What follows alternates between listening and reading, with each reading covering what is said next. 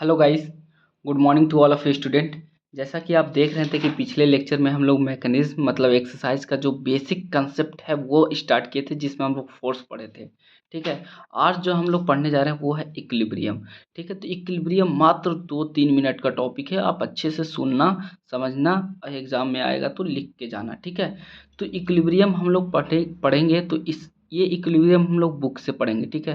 क्योंकि मैंने जो इक्विलिब्रियम लिखा है बहुत ही शॉर्ट में लिख के और डायग्राम से बना के छोड़ दिया है, लेकिन यहाँ पे जो इक्विलिब्रियम में यहाँ पे डिफिनेशन वगैरह सब अच्छे से लिखा हुआ है, तो आप अच्छे से थोड़ा समझते हुए चलना। ठीक है।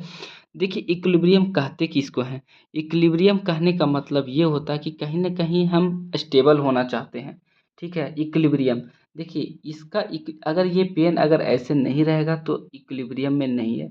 अगर यही चीज़ हम अगर एक फिंगर को हटाना चाहे तो देखिए ये डगमग मतलब हिलने लगा, तो ये इक्विलिब्रियम ये एग्जिस्ट नहीं कर रहा।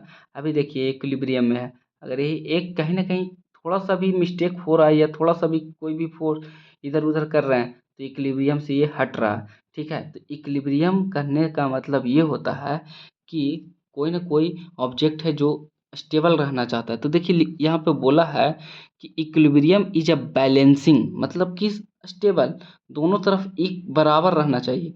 तराजू अगर तौलते हैं तो 1 केजी वजन इधर रखो, 1 केजी वजन वजन इधर रखो, दोनों साइड 1-1 केजी रखो, तो वो दोनों इक्विलिब्रियम हो गए, मतलब बराबर वजन दोनों साइड है। तो इसी तरह यहाँ पे बॉडी में भी हम लोग को इक्विलिब्रियम स्टेबल करना रहता है, इसलिए हम लोग पढ़ रहे हैं। ठीक है। तो इक्विलिब्रियम इज अ बैलेंसिंग और keeping in the remain rest of the body even through the force is exerted on in. अगर कोई भी देखिए, अगर ये चीज़ है, ये इक्विलिब्रियम में है अभी, अब इस पर जितना भी फोर्स लगा ले दोनों तरफ बराबर फोर्स लगा ले तो कुछ नहीं होगा। ठीक है। और यही अगर हम इक्विलिब्रियम हटा देते हैं, ठीक है, देखिए डगमग, अगर ये फोर्स हम ये साइड लगा रहे हैं तो ये गिर जाएगा, इक्विलिब्रियम से ये हट जाएगा।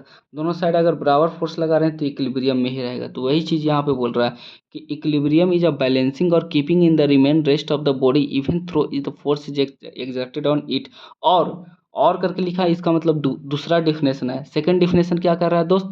It is a state of an object where all the force acting on it are equal in magnitude and opposite in direction. हम पता है ना कि देखिए, अगर ये जो लगा हुआ है, ये जो ऑब्जेक्ट स्टेबल है, इक्विलिब्रियम में है, पता कैसे चलेगा?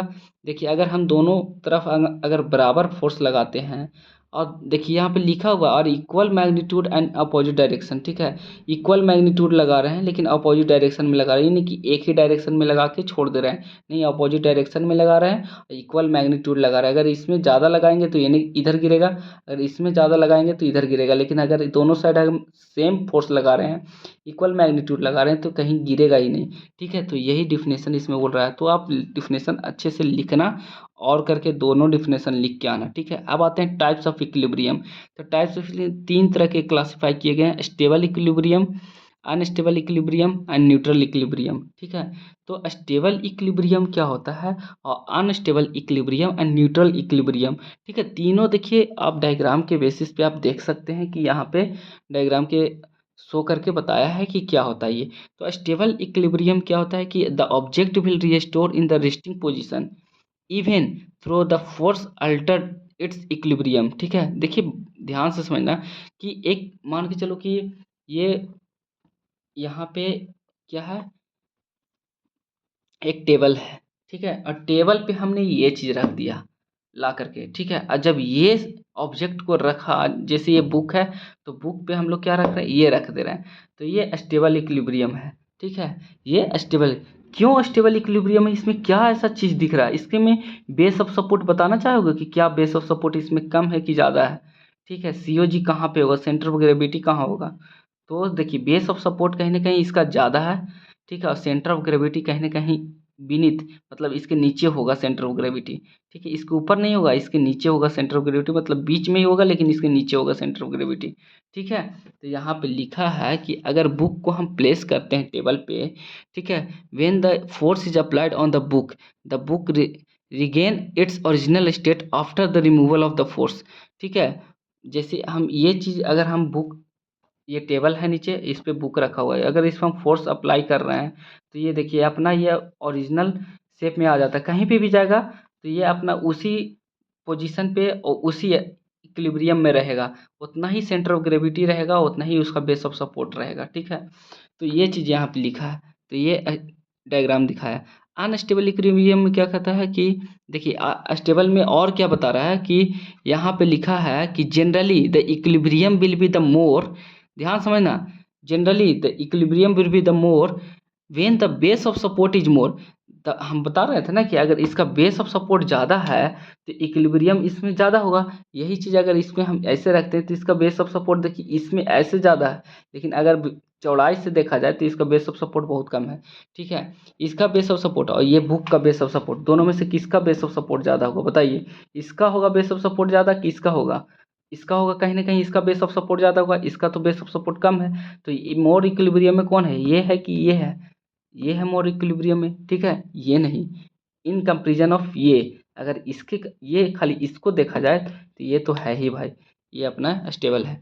तो यही चीज़ लिखा है कि generally the equilibrium will be the more when the base of support is the more and centre of gravity lie in the lower part of the object. हम बोले थे ना कि जो सेंटर ऑफ ग्रेविटी कहाँ होता है? Lower part of the object पे होता है।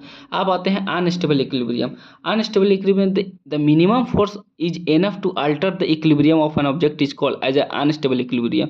The base of support is less and the centre of gravity lie in the higher position. देखिए इसका बेस ऑफ सपोर्ट बहुत लेस है दोस्त, ये देखिए बेस ऑफ सपोर्ट, लेकिन यही देखिए सेंटर ऑफ ग्रेविटी कहाँ पहुँचा हुआ है? एकदम ऊपर में। तो ये अनस्टेबल, ये ऐसे खड़ा हो सकता है? नहीं हो सकता। अगर मान के चलो खड़ा भी हो सकता है तो इसका सेंटर ऑफ ग्रेविटी ऊपर आ जाएगा, एकदम सेंटर ऑफ ग्रेविटी यहाँ रहेगा, और इसका देखिए जो बेस ऑफ सपोर्ट है ये बहुत कम है। ठीक है, तो ये अनस्टेबल इक्विलिब्रियम। ठीक है, अब आते हैं न्यूट्रल। इवन देखिए न्यूट्रल इक्विलिब्रियम में क्या कहता है ना कि इसका जो सेंटर ऑफ ग्रेविटी होता है वो हिलता डुलता नहीं, वहीं पर रहता है। देखिए लिखा होगा भी, even through the movement of the posterior changes position changes in the object by the force exerted on it, there will be no any changes in the centre of gravity. यहाँ पे कोई सेंटर ऑफ ग्रेविटी में change नहीं हो रहा है दोस्त of the object. Example, ball is rolling on the table. अगर कोई बॉल अगर रोल कर रहा है तो सेंटर ऑफ ग्रेविटी तो उसका वही रहेगा ना। कोई भी गेंद है, अगर वो गेंद तो राउंड होता ही है तो उसका सेंटर ऑफ ग्रेविटी कहीं ना कहीं चेंज होगा ही नहीं। ठीक है, चाहे वो उसको कहीं पे भी लेके चले जाओ, सेंटर ऑफ ग्रेविटी वहीं पे रहेगा। तो आज हम लोग इक्विलिब्रियम भी कंसेप्ट क्लियर किए हैं।